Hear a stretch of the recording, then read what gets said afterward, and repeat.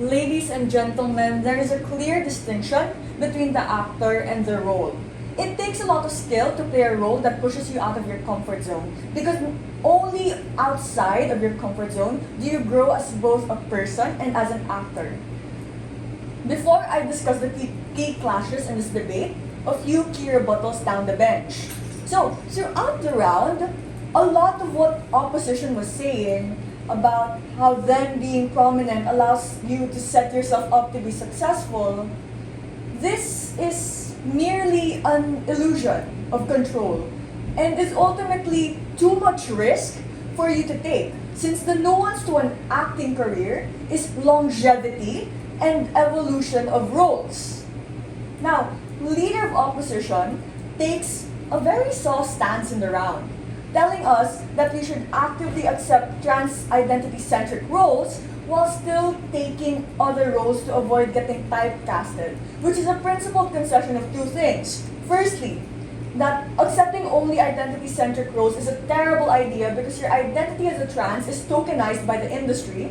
But second, it's a principled concession that the LGBT is so fragile that the moment you reject identity-centric roles, they'll be demoralized, angry, and actively cancel you.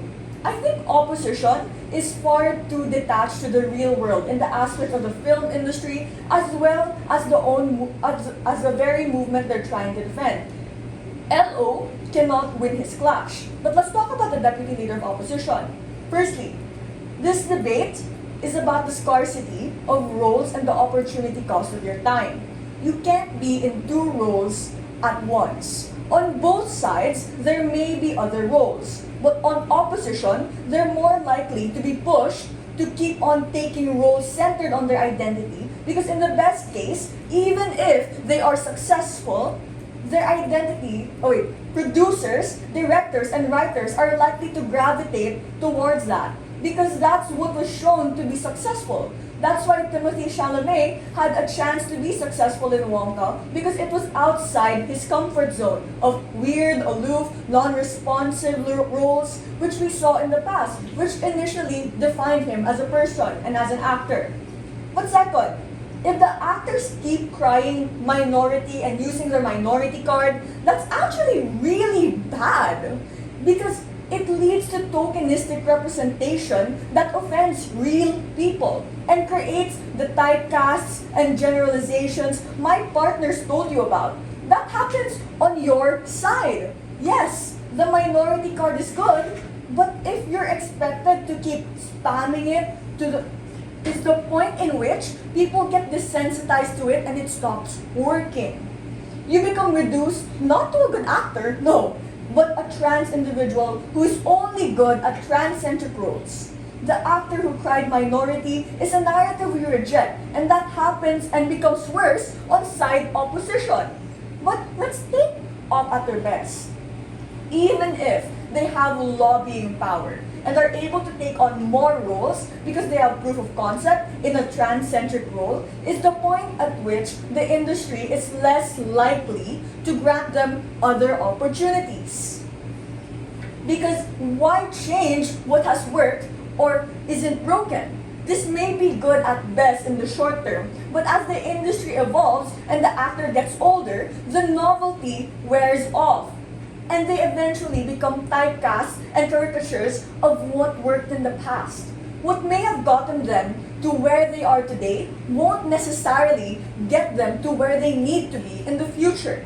So, to win this debate, we need to talk about the scope and scale, which leads me to the primary clash of this debate.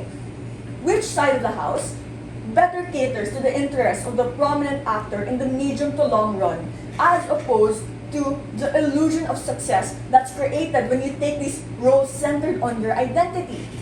So, note that only side affirmative, you get amazing framing and characterizations of what the actor really wants. Three things. Two things that the actor wants. Firstly, to grow in prominence. And while sure, they are already prominent, that doesn't make them ambivalent to wanting to test out their acting chops. As in, sure, we see Adam Sandler already being famous in this comedic dude, but we saw him shine when he went past the token character that was expected of him, i.e. uncut gems. But second, this is important in this debate because that's literally just what the burden of this trans actor ought to be. The harm that you get from opposition's world is that you tie yourself and your work together.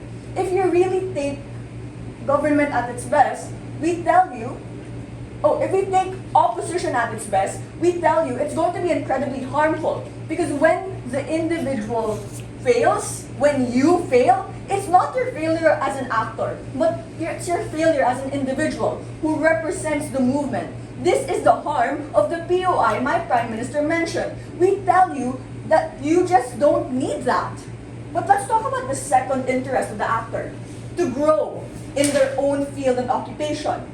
We don't get much from opposition on this, since they claim that only on affirmative, where we reject roles, are we limiting the actor. But we tell you that by taking a majority of trans identity role is staying in your comfort zone. It is essentially staying away from opportunities to grow. And that is something that opposition lacks, wherein the lack of dependency to one aspect of our identity leads to growth and leads to our actor growing in their field because we are able to learn how to pick up masks, build up the legacy they want to, which is the Prime Minister case they never responded to. Therefore, affirmative takes the primary clash in this debate. But let's expand onto the secondary clashes.